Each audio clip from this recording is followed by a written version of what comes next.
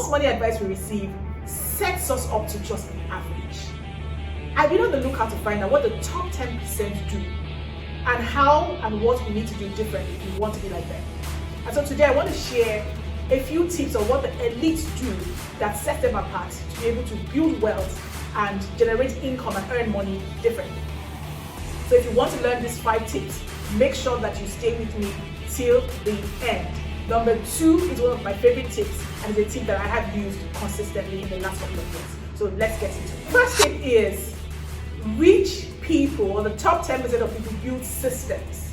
So they are not only constantly chasing how to make more money, they have learned how to build systems that consistently create wealth.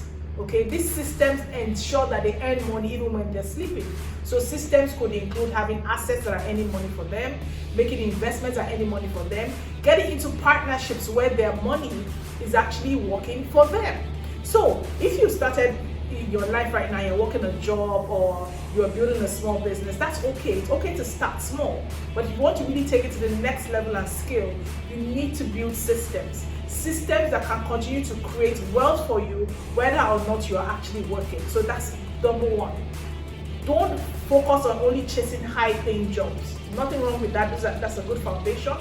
Focus on building systems that you can continue to leverage on, and you continue to get wealthier and wealthier because you have the right systems in place. Number 2, the top 10% leverage OPM and OPT. If you read a book like Rich Dad Poor Dad, you'll be familiar with the terms OPM and OPT. What do they mean? OPM is other people's money and OPT is other people's time. Now, one of the ways to take your wealth building into the next level is leveraging other people's resources. I remember when we started our company, Russo. So what we wanted to do was create an intermediary where we would get money from people who had surplus to be able to create loans and help small businesses to grow. So what did we do? We took other people's money that they have accumulated, maybe through their salary or through their businesses that they wanted to multiply, but they didn't want to make the effort.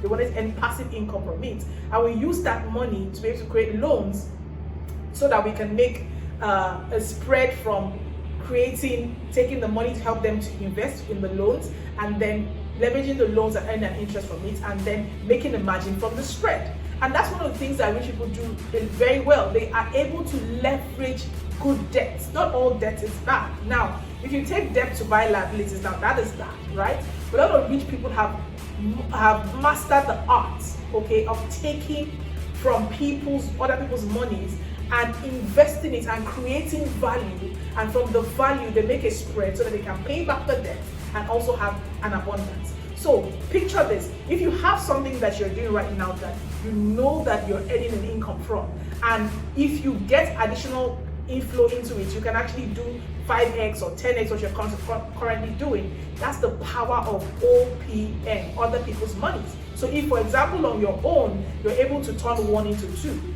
imagine if you had 10, you'll be able to probably turn it into what? 20. Okay, so that's one of the things that rich people have mastered. They've mastered the art of using other people's time and other people's resources. Another thing is other people's time. So for example, maybe you are somebody that you make something. Let's say, for example, you're a baker, you bake cakes, okay? On your own, maybe you can actually bake maybe 3 or 4 cakes a day. Imagine that you employ maybe 2 more people and you pay them, let's say 20% of what you are earning for baking cakes.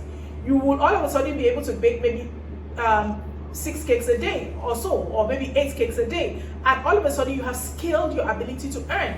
Imagine you can replicate that and employ maybe 5 more people, 10 more people, 20 more people. So can you paint a picture how you can scale by leveraging other people's time? So 2 greatest assets that a lot of rich people leverage: other people's money and other people's time. So if you are, for example, a solopreneur right now, I want to challenge you to say, how can you now leverage other people's time or other people's money? Now, I want to issue a warning. You must make sure, okay, that you understand the business you're doing and you can actually create the returns before you take advantage of other people's money or other people's time. Yes, if you're doing anything in life, it's a risk, but it is best for you to take calculated risks and then leverage these resources to scale it and take it to the next level so you can actually earn money like top 10%. By the way, before I go on, I created a course called the Millionaire Mindset course. if you're really ready to take your mindset to the next level, to be able to attract wealth and abundance at the next level, I would like to recommend my course, the Millionaire Mindset course. Take advantage of it, invest in yourself, and let's take our money making to the next. Number 3, the third thing that the top 10% do is that they think of equity and not just cash. If you notice, a lot of people in the top 10%, they are always interested in ownership. I'm sure you've heard stories about people like Michael Jordan, who told Nike that they wanted to own a share of the shoes that they were making that bear his name, the Jordans, okay? And so that ensured that even if he's no longer a basketball, every time that Jordans earn money, he also earned money, okay? So a lot of top 10% people are always thinking about ownership, okay? So they go into business. You've heard things like, I'm sure you heard things like artists partnering with drink brands, and you heard about all those deals, because the top 10% are always thinking in terms of ownership, equity, right? Because they know that if they get equity in whatever the product or the service is, and they use their influence, they use their savviness, their intelligence to make that business successful, they were going to earn more in the long run. Okay, so always think in terms of equity and not just cash. Okay, so for example, recently one of my investments, I told somebody who was going to help me optimize the investments that I would rather pay the person a share of profit. So every time we make money, this person is going to earn. The person wanted to collect a fee for providing the service. And I was like, you know what? Why don't you do it in a certain way? Why do you want to collect the fee? If you really believe you can provide the service, why don't you collect a share of the earnings? Okay, and the person was like, I'm in. And so every time that I earn from that investment, the person actually earns a percentage, okay, and which is like equity. So the person didn't just collect a one-off fee for their service. The person now is going to contribute to earn every time I earn from that money. And the harder the person works to make sure that that investment is successful, the more the person earns. Are you not seeing the logic here of focusing on equity and not just cash? So for example, there is something that you can do, you can provide a service, you can add value. Is it possible for you to decide to go into a partnership and get equity and use your resources, your skills, your time, your effort, and make it more successful? And because it becomes successful, the value of that equity is going to make you wealthy. We've seen that happening for stuff like in companies like Google, Microsoft, and things like that. That just working in those organizations, a lot of people who worked there and brought a lot of value to those organizations and got equity became very wealthy people. So you don't have to do it only as an entrepreneur. You can do it even as an employee in an organization. If you know that you bring a lot of value and you can help them really go to the next level, ask for equity. But now my clause is make sure you are bringing value, because if you're not bringing value and you go and ask for equity, okay, and they give you equity, it's not going to bring more value to the organization. So you must make sure that you can actually bring value, maybe by your influence or your skill set or your experience, and then because of that value, you are willing to stake the value, get equity, help them go to the next level, and as a result of that, okay, your equity is going to earn you a lot of money for the long term. Okay, so that's the third thing that top 10% of people do to generate wealth. Now, the fourth thing that top 10% of people do is that they master legal structures and taxes.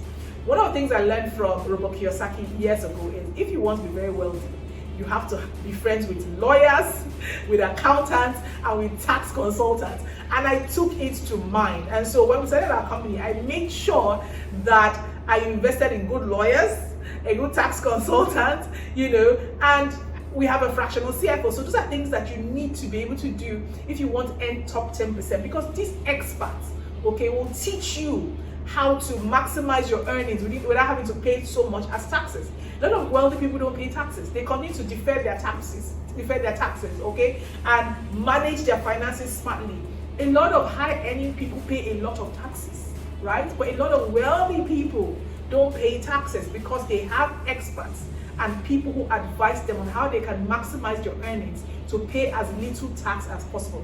Now, I'm not talking about tax evasion, which is, I won't pay taxes at all, and then the law will come and catch you. No, I'm never going to talk about things that are illegal, because I believe that if the land allows you to create the environment for you to make money, you should pay your taxes. But I'm saying that with the right advisors around you, you can actually maximize your income and have the right legal structures to be able to maximize, okay, your earnings. So that's the fourth thing top 10% of people do. They're always surrounded by advisors that help them to optimize their earnings and keep their wealth. They use things like trusts, LLCs, and all those fancy language. So that's another tip I'm going to give you. Make sure that you learn those fancy language, that will help you become very wealthy, because those things are the things that rich people do. Which brings me to my fifth and final point.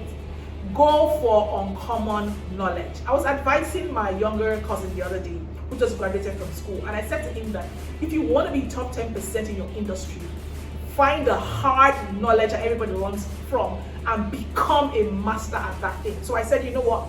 Everybody now knows basic computer science, coding, and everything, and you read that in school. That's not what's going to set you apart. What is going to set you apart is uncommon knowledge. Now, when it comes to making money, people always tell you, maybe say 10%, invest this, and blah, blah, blah. So those are like the things that helps you earn an average income, become middle class income. They're not bad, to be honest, to save, to invest, but I'm saying that people who break into top 10%, they go for uncommon knowledge. So for example, Warren Buffett, one of the things that Warren Buffett has done, people say that, oh, he made his money from stocks. Yes, he made his money from stocks by becoming a master at understanding companies and buying the companies. So he didn't just buy a few pieces of stock that someone told him to buy. No, he became a master at those companies, understood their fundamentals, bought major equity in those companies so that he could influence how they were run, to ensure that he optimizes his return on his investments and the investment of other people who invest with him. Okay, so that is one thing I want to advise you. In a world where people are running away from knowledge, running away from things that are hard, I want you to run towards hard things, run towards uncommon things, because that is what is going to make you top 10%.